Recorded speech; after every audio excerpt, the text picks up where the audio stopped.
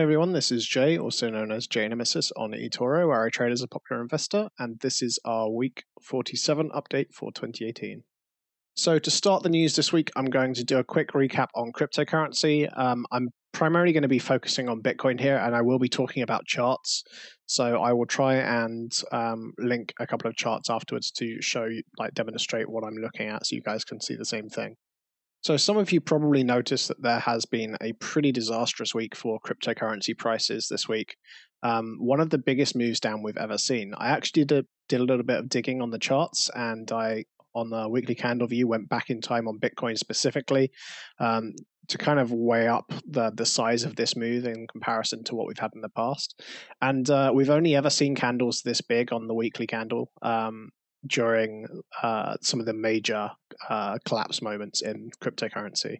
So for Bitcoin, that's the crash from $300 down to $50 or $100, the crash from $1,000 all the way back down to $200, and of course we now have this one, which is effectively at the same sort of magnitude now. So this crash has now taken us to around 80% below the maximum price that Bitcoin was trading at earlier this year. That basically puts it as around the third or fourth biggest collapse ever, depending how you measure it and where you measure from and to. The candle specifically is interesting because there's only been, from what I could find, two candles that have been bigger than this, two red candles that have been bigger than this in all of Bitcoin's history. So this is basically one of the worst weeks ever in Bitcoin. And to me, that signals a couple of things. First of all, it signals that capitulation is really happening now. We're seeing people who perhaps were clinging on and were willing to cling on at that 6,000 support level finally just give up because they don't understand what they've invested in and that they're concerned that this is not going to work out and it's going to go down to zero. And perhaps they believe all the people that are saying it's going to go to $1,000 or it's going to go to $1,500.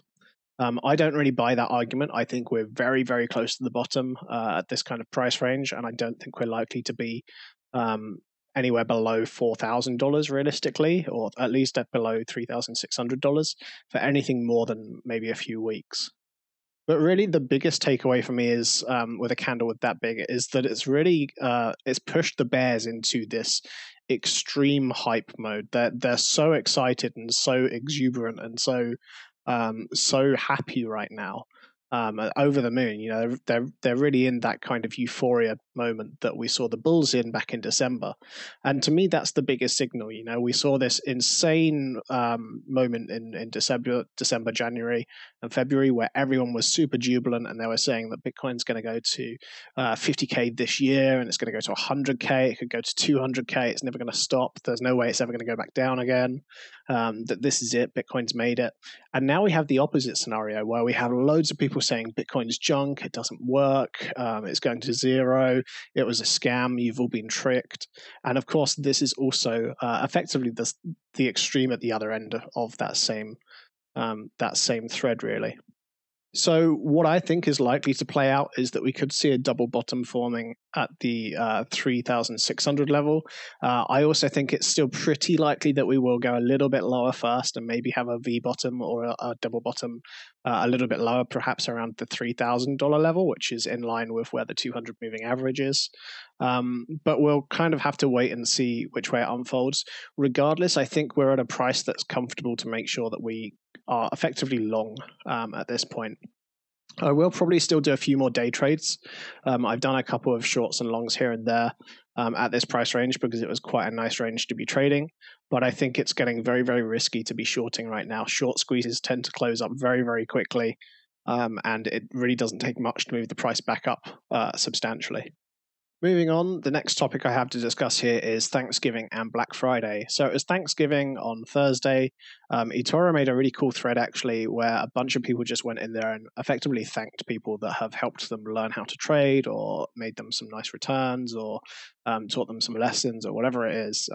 And that was really cool to see, actually. It was a really big thread, lots and lots of people commenting, and a lot of community members getting recognition as well, people who weren't even popular investors who have been helpful and kind of helping out the community. Of course, that wasn't the real focus for the week for me. Black Friday was the focus. So I always kind of like to look at Black Friday deals and see what's going on and see how vocal people are about it as a bit of a barometer for how well sales are going to go ahead of Christmas. This is obviously the most important time of the year for major e-tailers and retailers alike. And this year, it's been very, very, very mute. None of my friends have been talking about things they've been buying. The advertisements that I've seen around have been pretty uncompelling. It just doesn't really feel like there's much of an appetite to actually go out and spend money by consumers at the moment, which I think is possibly just something that I'm seeing in the UK, because obviously that's where I live, and the UK has got Brexit on the horizon, so it feels like perhaps a lot of people are tightening their belts, kind of getting ready for the worst case scenario. But on the other hand, I haven't really seen it anywhere else either. Maybe I just don't have enough friends outside the UK to really see that fully. But it definitely feels like there's been less excitement, less hype, less good deals, and less really obvious heavy pushing by some of the major companies.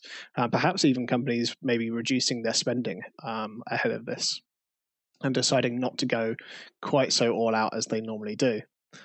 For me, this is interesting. So I'm going to be keeping a very, very close eye as we move closer towards Christmas to see what else happens. But companies like Amazon, they're not really enticing me too much right now. Amazon typically uses Black Friday as its time to bring on board a whole swathe of new users onto Amazon Prime and into the Amazon ecosystem. The same is true of Google and some of the other kind of ecosystem players specifically. So it'll be interesting to see how it goes and how this all pans out when we get around to Q4 earnings. But effectively, I'm a little bit bearish on how the results are going to be for companies that are really kind of retail focused. So the final piece of news for this week is the delay to the Backed. Backed, for those of you that are perhaps unaware, is a futures market for Bitcoin that's been created by a company called ICE. And ICE is run by the guys behind the New York Stock Exchange. This is pretty widely regarded as a really, really big deal for cryptocurrencies and potentially one of the biggest on-ramps for major financial institutions to get on board and actually start trading this stuff. So this futures market is been pretty hyped up for a while now. It was due to originally launch in November. That's now been rolled back until the 24th of January. What's interesting here is actually the reasoning for why this has been delayed rather than the delay itself. The CEO of Bakkt basically said that the reason for this delay was the extreme volume that they got of interest. So a lot of their partners have been apparently on the phone to them saying that they're pretty interested in trading this stuff. And the CEO also went on to say that basically their goal is to make sure that everything is in place and ready to go so that everyone can trade from day one without any problems or issues. For me, this initially, of course, would look like some somewhat bearish news, like maybe they've delayed it because they don't think there's enough interest. But they're saying the reverse is actually true, and that it's delayed because they had to effectively make sure that the infrastructure was really well set up to handle the amount of volume that they're now expecting, and that the volume that they are expecting is higher than they initially expected. I use the word expected quite a lot there. But this is this is really quite bullish news as far as I'm concerned. It is potentially a good signal that institutions really do want to invest in this stuff and add some liquidity to these markets. So, of course, I originally thought that the bottom for this market could be somewhere in like Q1 or Q2 of next year. I'm now starting to think that perhaps it could be in this Q4 period, and that we are very, very close to the bottom right now, because this is some pretty substantial news here. So our trading stats for this week, and I will warn you that these are really quite nasty. So portfolio change minus 12.47%. That's one of the highest portfolio changes I've had in a single week ever. Realized loss is the highest I've ever had in a single week, which is minus 7.18%. You'll find out why when we get over into the next section. A total of 27 trades were closed again this week. Only 11 were profitable and 16 were unprofitable, which is obviously more than half, and those were some pretty substantial trades, which explains why the realized loss was so substantial. Bitcoin was the most traded instrument this week. So let's take a look in our crypto trades for this week. Starting off with Bitcoin, we have 8 trades in total, ranging from a loss of 15.84% all the way through to a profit of 5.83%. It does say on here that the average was minus 2.67%. I don't think that's effectively correct because of the fact that the positions were different sizes. So it may be a little bit inaccurate. But effectively, we didn't quite break even. We were a little bit below it. It's pretty reasonable considering that I did have to take a few damage control actions when I saw the price moving down during the week. So I'm actually not too unhappy about that. And we did manage to take a few nice short trades and long trades on the bounce as well during the price action that took place over the week. One of my other day trades that didn't go quite so well was a Bitcoin XLM position. So I figured that I'd actually give this a try, even though a few weeks ago when I first looked at these, I said the spreads were pretty high. It did okay to begin with, but then that move started, and on moves down, altcoins tend to perform worse. So I had to pretty quickly close that out. That actually could have ended up really quite nasty because Stellar was one of the big losers from that drop. So although it is not great by any stretch of the imagination, we did manage to avoid a much, much larger loss on that specific trade. Ethereum, as you can see, has a very long tag. eToro, please fix the tag. Very annoying. 3 longs closed here, and these were legacy positions that I had open. So these are very, very long-term positions. So minus 77.27, minus 86.64, and minus 89.43. So effectively, I've just kind of really taken a step back. This was actually ahead of most of this crash happening, and looked at those positions and decided, you know what, I don't think I want to be holding on to these any longer. They're just not projects that I really believe in for the long term. I still think that they're likely to grow, but in terms of how much, I think it's questionable, and I'm not convinced that they will actually return to their previous highs necessarily. At least not anytime soon. I could be wrong on that. Ethereum definitely has, a lot of plus points, and I'm hesitant to just kind of say Ethereum's dead because EOS is doing well. There's still some very, very good projects on EOS which should help support the price.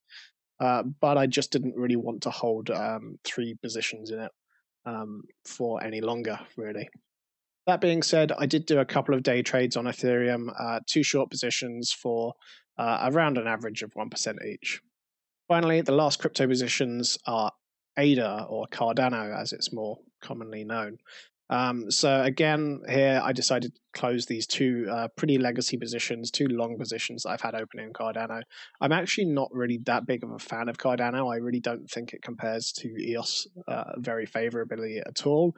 And unlike Ethereum, it doesn't have a head start. It's actually behind in terms of where the product is at right now and how usable it is. So I was pretty disappointed with how it's been performing, and I didn't want to hold on to it for any longer. Taking a look at our stocks, and the stock market also had a pretty interesting week. There were actually 2 days where the market moved down substantially. At the start of the week, some things were down by around 10% or so, not including leveraged positions. So it was really a pretty horrible start to the week for the stock markets. That being said, I did catch the bounce on the stock markets with the Nasdaq with 2 trades for 0.29 and 0.71% profit. I know that that's very, very, very low, but they were also very low on leverage. So it is what it is, and at least they were positive trades. On the flip side, that extreme move down by the markets really caught me out, and actually caught out quite a few positions here. So you're going to see a recurring theme with a lot of these big single closed positions where it hit stop loss basically at market open and then immediately jumped up back to a slightly more sensible level. So Square was the first one to be affected by this, minus 55%. It's pretty horrible to see those kind of numbers. Again, it was a 2 times leverage trade, and the market was just horrific when it opened, and I didn't check the prices pre-market, which is something that I usually do, but again, normally it's not a problem. My stop losses were actually really quite far away from where the current price was, so I thought that everything was safe. Turned out to be wrong. The same thing happened to an AMD position and to 2 positions on Wix. Again, 2x leverage. There really wasn't anything that I could do. By the time I'd seen it, it was already too late. Finally, we had Amazon at minus 52.7%, and also Nvidia down at the bottom of this list at minus 50.2%. All of those were basically caught out by the same moves on the 19th and the 20th. On the 19th, it took a substantial step down. My stop losses were fine. I was like, you know what, it can't go much further than this. But on the 20th, it took another substantial leg down. So that really is pretty unfortunate, but it's my fault for not really staying on top of the markets to make sure that everything was going smoothly. On the plus side, we did do some reasonable trades in Snapchat and Tesla. So Snapchat, we had a trade for 1.9% profit. There are still 3 positions left open in Snapchat now. Tesla, 2 long trades closed, both on 1x leverage actually, so pretty good percentages considering. 2 day trades closed for 2.56% and 3.56% a piece. So some pretty good trading opportunities actually on Tesla, and the stock market this week so far has been recovering, so we should be recouping a lot of those big losses that we saw on AMD and the others. I guess what's important to say about those is that I couldn't open them at the same price that they sold at because the market jumped up so substantially so quickly. So although I did reopen several of those positions, I don't know exactly how much further we're going to have to go to make sure that we kind of recoup those losses. And this actually is almost a bigger contributor to the losses that we incurred this week than the crypto stuff. So while the portfolio was down substantially, it was actually the stocks that really hurt us this week, because this is a move that I totally was not expecting, especially right before Black Friday. Normally the market's quite hyped before that. So pretty strange, but the market appears to be recovering a bit now, so hopefully we can recoup those losses this week. So if we go onto our performance tab here, you can see that actually this month is turning into something pretty similar to what we saw back in October. November, portfolio change-wise, is down 17.16%, almost as bad as October.